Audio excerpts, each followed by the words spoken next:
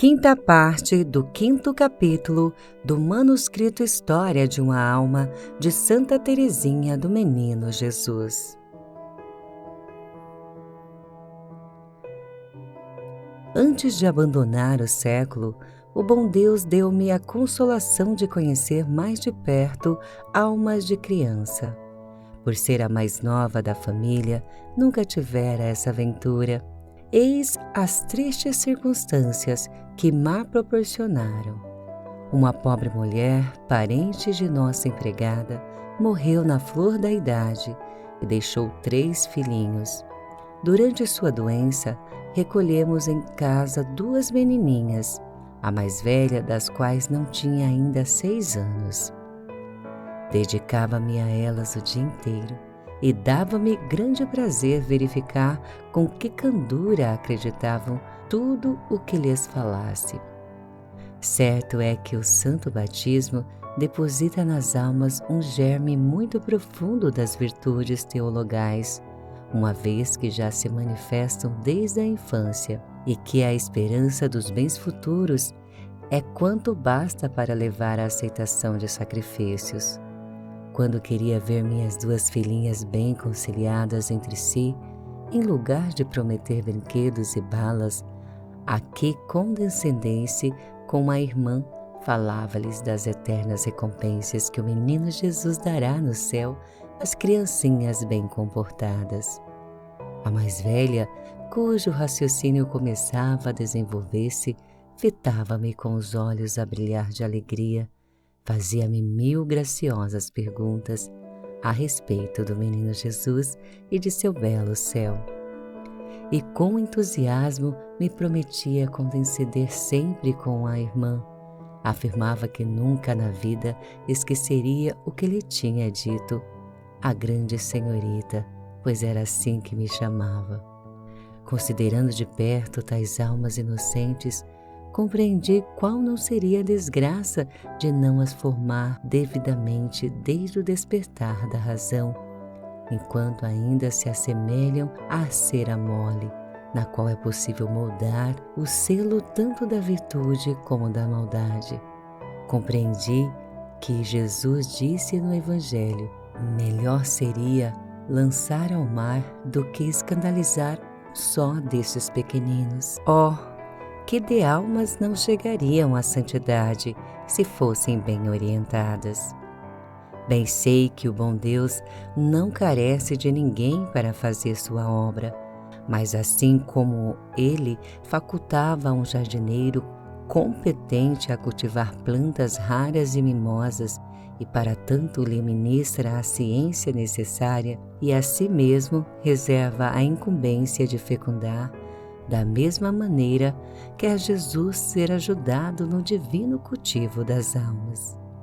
Que aconteceria se um jardineiro incompetente não enxertasse bem seus arbustos? Se não soubesse distinguir a constituição de cada qual e quisesse produzir rosas em pessegueiros? Faria morrer a árvore, que aliás era boa e capaz de produzir frutos. Assim se torna necessário saber discriminar, já na infância, o que o bom Deus exige das almas e coadjuvar a ação de sua graça sem que a ultrapasse ou retarde. Da mesma forma que os filhotes de passarinhos aprendem a cantar ouvindo seus pais, assim também as crianças aprendem a ciência das virtudes, o sublime canto do amor divino, no trato com as almas encarregadas de formá-las para a vida. Lembro-me que entre os meus passarinhos havia um canário que era um assombro quando cantava. Havia também um filhote de pinta-roxo, ao qual prodigava meus maternais cuidados, porque o adotara antes que ele tivesse a sorte de gozar liberdade. O coitadinho do prisioneiro não tinha pais que lhes ensinasse a cantar, mas como ouvisse da manhã à noite os alegres gorjeios do canário, seu companheiro quis imitá-lo, Era tarefa difícil para um pintarroxo, por isso sua voz macia custou afinar-se com o timbre vibrante de seu maestro de música. Era um encanto apreciar os esforços do coitadinho, foram porém coroadas de bom êxito, pois que seu canto, embora se conservasse muito mais suave, era absolutamente idêntico ao do canário. Ó, minha querida mãe, foste vós que me ensinaste a cantar. Era vossa voz que me encantava desde a infância e agora tenho a consolação de ouvir dizer que vos sou semelhante. Bem sei quanto ainda estou longe disso, mas espero que, apesar de minha fraqueza, repita eternamente o mesmo cântico que o vosso. Antes de minha entrada no Carmelo, colhi ainda muitas experiências quanto à vida e às misérias do mundo, mas estas particularidades me levariam muito longe. Retomarei a narrativa de minha vocação. O dia 31 de outubro ficou marcado para minha viagem a Bayeux. Viajei sozinha com o papai, o coração cheio de esperança, mas também estava muito impressionada com o pensamento de que ia apresentar-me no bispado. Pela primeira vez na vida, faria uma visita, sem a companhia de minhas irmãs, e a visita seria a um bispo.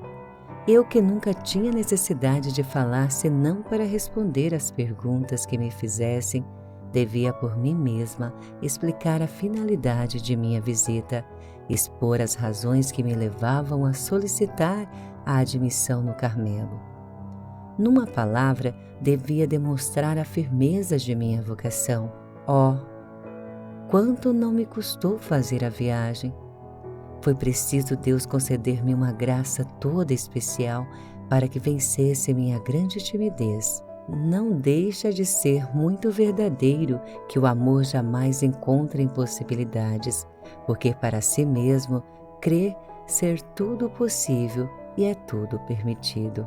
De fato, foi só o amor de Jesus que pôde fazer superar essas dificuldades e as outras seguintes, pois foi de seu agrado fazer-me realizar minha vocação através de provações muito grandes. Hoje que desfruto a solidão do Carmelo, repousando à sombra daquele a quem tanto tinha desejado, acho que adquiri minha felicidade sem muita labuta, e para sua aquisição estaria disposta a curtir sofrimentos muito maiores se ainda não o possuíra. Chovia a cântaros quando chegamos a Bayeux. Papai, que não queria ver sua rainhazinha entrar no bispado com um belo vestido todo molhado, fê-la subir a um ônibus e levou-a até a catedral. Ali começaram minhas lástimas. Ó Senhor Bispo, e todo o clero assistiam a um enterro solene. A igreja estava cheia de senhoras em trajes de luto, e todos repararam em mim com meu vestido claro e chapéu branco. Minha vontade era sair da igreja, mas nem podia pensar nisso por causa da chuva. E para maior humilhação, o bom Deus permitiu que papai, em sua patriarcal simplicidade, me fizesse avançar até a albiçade da catedral.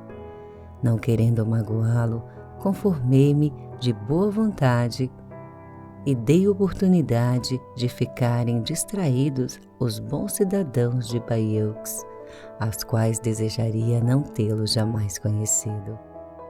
Pude enfim respirar à vontade numa capela atrás do altar-mor, onde demorei longo tempo a rezar fervorosamente enquanto esperava a chuva passar, permitindo-nos a saída.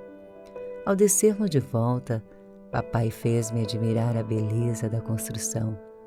Esta parecia mais ampla quando deserta. No entanto, via-me tomada por um único pensamento e não podia achar graça em coisa alguma.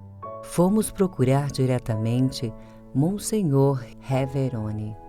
Estava ciente de nossa chegada, pois tinha pessoalmente marcado a data de nossa viagem. Não obstante, estava fora de casa. Foi-nos então preciso perambular pelas ruas que me pareceram bem tristonhas. Voltamos afinal para os arredores do bispado e papai conduziu-me a um belo hotel, onde não rendi homenagem à perícia do cozinheiro. O pobre paizinho tinha para comigo uma ternura quase incrível. Dizia-me não ficasse pesarosa. O senhor bispo certamente atenderia meu pedido. Depois de termos descansado, fomos ter novamente com o Monsenhor Reverone. Chegou ao mesmo tempo um cavalheiro, mas o vigário-geral pediu-lhe delicadamente que esperasse e fez-nos entrar como primeiros em seu gabinete. O pobre senhor teve tempo de se aborrecer, pois a visita foi longa. Monsenhor Reverone mostrou-se muito amável. Creio, porém, que a razão de nossa viagem o deixou muito surpreso. Depois de me fitar com um sorriso e de formular algumas perguntas, disse-nos: vou apresentar-vos o senhor bispo. Tende a bondade de seguir-me. Como visse lágrimas brotarem em meus olhos, acrescentou: aqui estou a ver diamantes. Não convém mostrá-los ao senhor bispo. Fez-nos atravessar vários compartimentos muito grandes, guarnecidos de retratos de bispo. Quando me vi nos grandes salões, tive-me em conta de uma formiguinha e perguntava a mim mesma sobre o que me atreveria a conversar com o senhor bispo. Passeava ele num corredor entre os dois sacerdotes. Vi Monsenhor Reverone dizer-lhe algumas palavras e vir de volta com ele. Nós o esperávamos no gabinete, onde estavam colocadas 3 enormes poltronas diante da lareira, na qual crepitava um fogo ardente.